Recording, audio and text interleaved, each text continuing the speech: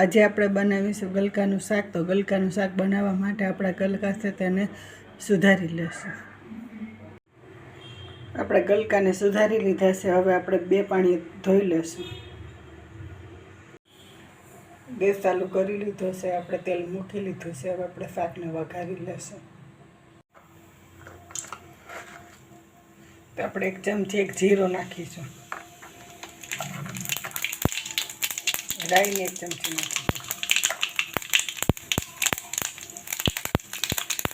તો આપણે હિંગ નાખીને શાકને વઘારી.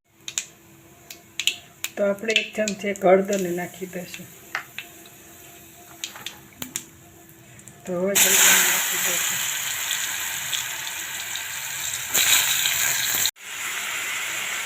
ગલકાને નાખી દીધા છે. હવે આપણે સ્વાદ પ્રમાણે મીઠું નાખી દઈશું. તો આપણે મીઠું નાખી દીધું છે, હળદર નાખી દીધું છે.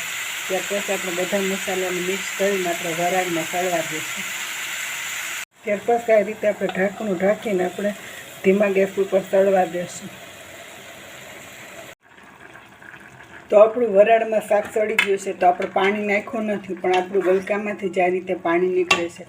તો હવે આપણે લસણવાળી ચટણી નાખીને 5 મિનિટ સળવા દઈશું. તો આપણે લસણવાળી ચટણી છે તે નાખી દઈશું.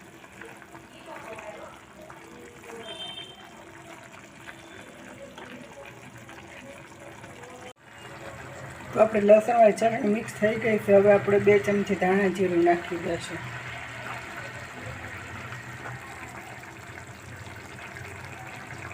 ત્યાર પછી આપણે મિક્સ કરીને થોડીક વખત વરાળમાં ચડવા દઈશું.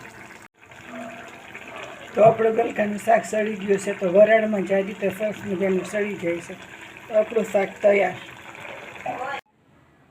આ રીતે આપણો જમવાનો તૈયાર છે. ગલકાનું શાક, બાજરાના રોટલા અને છાશ.